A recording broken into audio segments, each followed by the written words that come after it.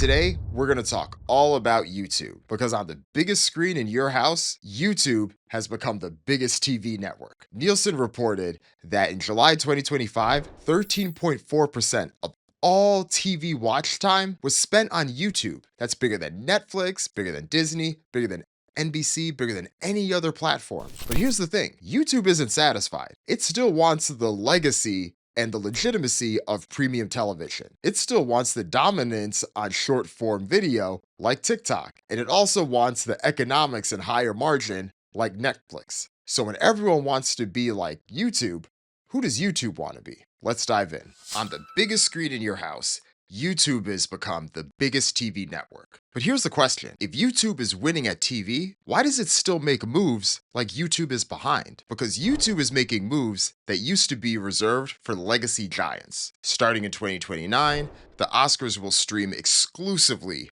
on YouTube, and it's already grabbed NFL Sunday Ticket. This is a video about YouTube's ambition and the trap inside it, because YouTube is trying to move upmarket without losing the thing that made it dominant down market. And that's three fights at once: TV legitimacy, short form dominance, and Netflix style margins. First, here's why everyone wants to be YouTube. It's not just views, it's compounding attention. If you're Netflix, you want YouTube's free distribution and daily habit. If you're a traditional TV network, you want YouTube's ability to spawn hits without a greenlight committee. And if you're TikTok and Instagram, you want YouTube's living room footprint. And that living room part is the biggest tell. YouTube isn't just a phone app anymore or a laptop app.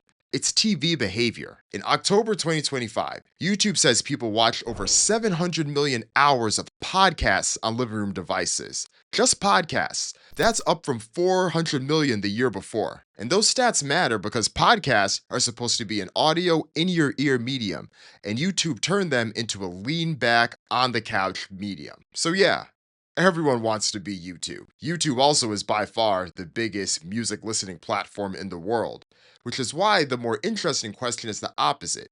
Who does YouTube want to be now that it's already won attention? Because YouTube is not satisfied with being the biggest open video platform.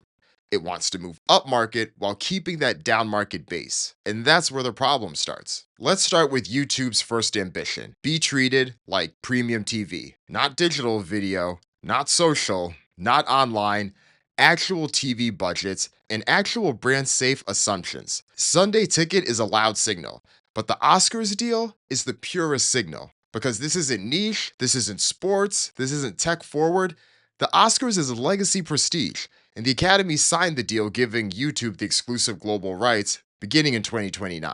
These aren't just revenue plays, they're legitimacy plays.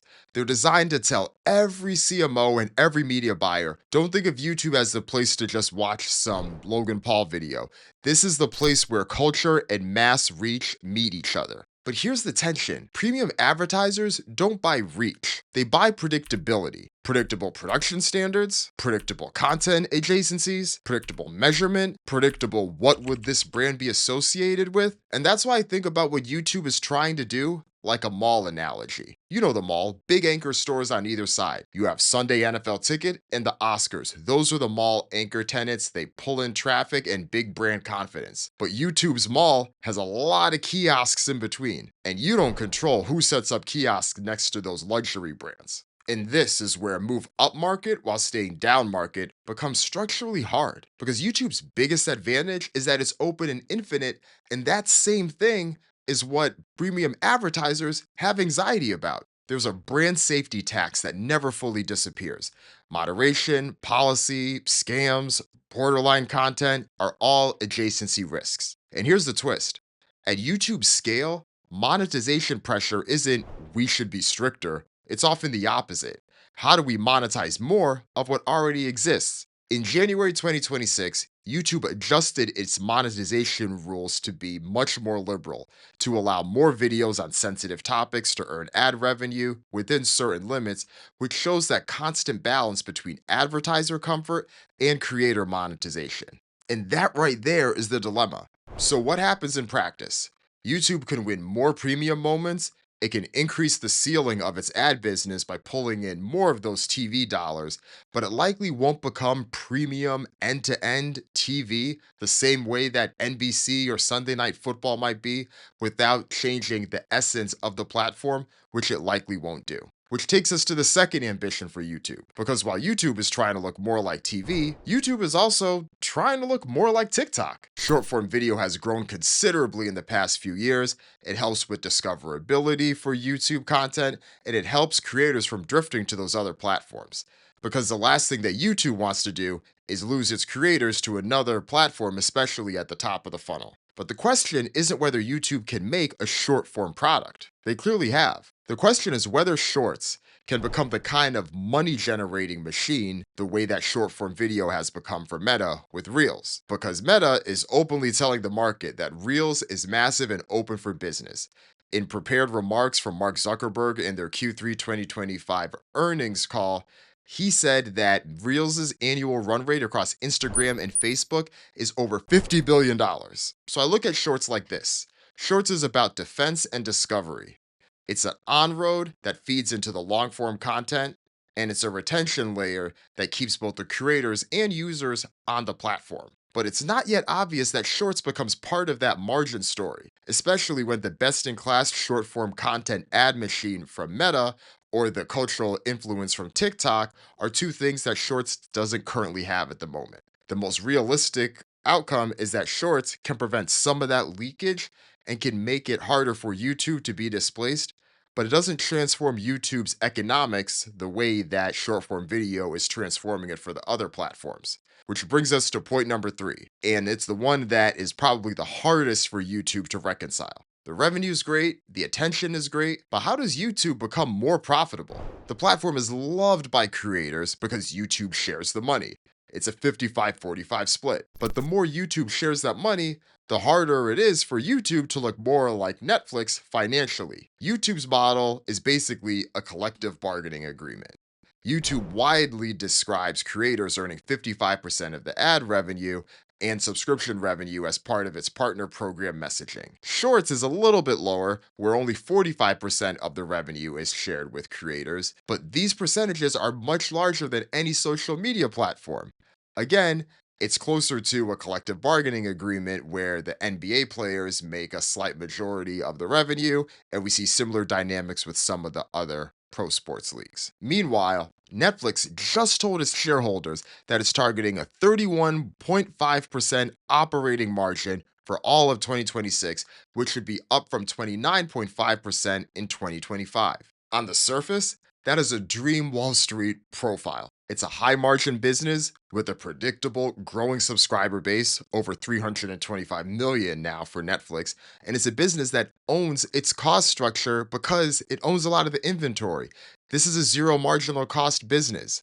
Now, Netflix has plenty of other challenges. YouTube is one of those challenges for them, having teamed up with Spotify to compete with YouTube, or even acquiring other companies to try to compete with YouTube itself. But again, YouTube can be bigger than Netflix from an attention perspective, and that is a trend that is continuing to grow, despite the fact that Netflix profit margins are likely twice as high as YouTube's. And that's because YouTube is paying out 55% of the revenue that comes in as part of that partner program.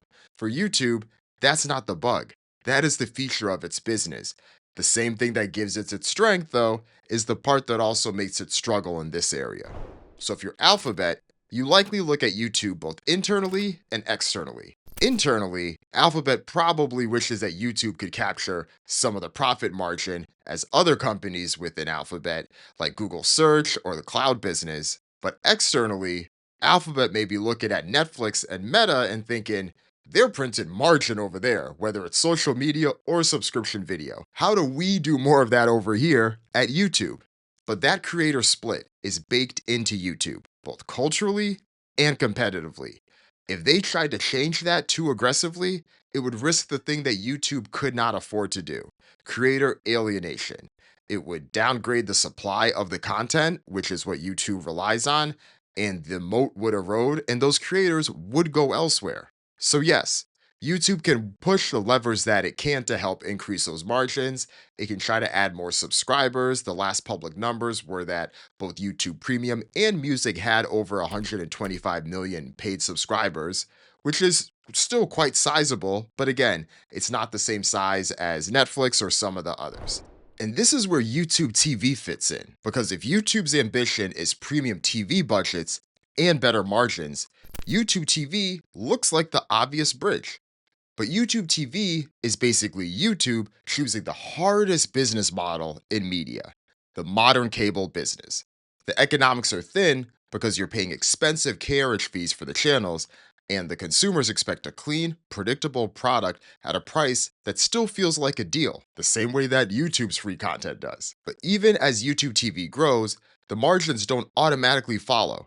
Analysts have estimated that YouTube TV lost around $300 million in 2023 and only will start flirting with profitability years later. And you can feel how tight the economics are from one recurring symptom: blackouts. In late 2025, Disney's channels like ESPN and ABC went dark for over 2 weeks because YouTube TV was in a carriage fight, and that was in the middle of popular sports programming and elections. So here's the paradox: YouTube TV helps YouTube look more like a premium TV company, but it also drags down YouTube into cable's toughest economics. It's less of that mixtape to studio analogy and more like Costco, where you win on scale and habit, but the game is operational and it's discipline that's based on supplier leverage, pricing pressure, and constant renegotiation. And this is what YouTube's pushing next. It wants to make the experience feel less like cable and more like Netflix or Disney Plus, where YouTube wants to have one hub on its TV to make bundling and have a cleaner discovery and more of that storefront packaging. The same way that when you go on Disney Plus, you could see Hulu, you can see Marvel content, you can see Star Wars, and any of the other type of programming they have on Disney Plus. And on YouTube TV, they're exploring more of these skinny bundles that are specific to a genre or type of entertainment, like a sports package, directly competing with something like Fubo, because that $83 a month bundle for YouTube TV is expensive, and customers are tired of paying for tons of cable channels that they don't watch. So YouTube TV is not just a side product, but it is the clearest example of the trap that YouTube finds itself in. The closer that YouTube gets to premium TV, the more it inherits premium TV's costs, conflicts, and fragility, while being judged like a tech platform, but wanting to have the economics of a tech platform, like a Netflix, without the economics that comes often with premium TV. But if the team at Alphabet and YouTube is one day hoping that those Netflix or Meta margins are coming, they're likely not going to happen. The Netflix margins can only exist because of the premium content that exists, and YouTube has tried its hand at premium content. It did not work. For Meta, YouTube's business model is far too creator friendly to ever get close to the profit margin of Reels or Meta more broadly. So what does the future of YouTube look like? Here's my base case. First, the upmarket wins are real, but they will be capped. YouTube will keep winning these premium anchor moments. It'll get some sports packages, some major awards, and more deals that do signal its legitimacy. And it will have more presence at those TV upfronts and pull in more of those dollars. It won't be a fully premium end-to-end experience like NBC Universal, because again, the open platform carries the brand safety tax that'll never go away. Second, shorts will stay essential to the business, but mostly as a hedge. It is a strategic defense.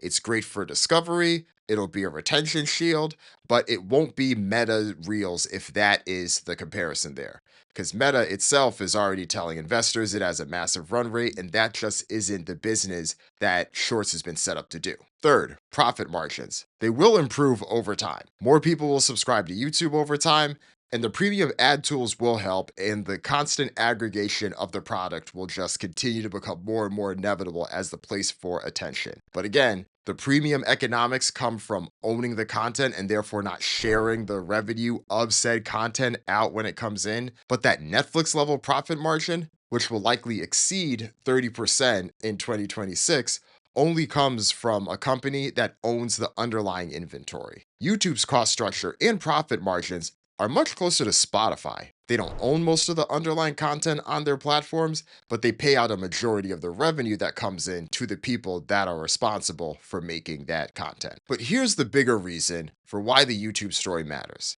It is rare for a platform that is this old, more than 20 years old, to be this aggressively expanding its identity. Most 20-year-old networks become defensive over time. YouTube is still trying to be bigger. More screens, more premium inventory, more subscriptions, more legitimacy. And even if YouTube doesn't end up being the thing that it's chasing, TV, TikTok, Netflix, all at once, that's not a death knell because the envy still flows towards YouTube. Everyone wants to be YouTube because YouTube still sits at the intersection of the three things that are hard to replicate at the same time: global attention, creator supply, and living room habit. And because everyone else will be trying to be more like YouTube over time, their content may look more like YouTube's over time, which can only help YouTube in the future as it comes to gaining more advertisers on its platform, getting more subscribers on its platform, because content that naturally looks like YouTube will inevitably have a home on YouTube. If you enjoyed this episode, make sure you like and subscribe. You can leave a comment because the next decade of media is basically one question: who owns attention, but who also owns the economics to maximize that attention?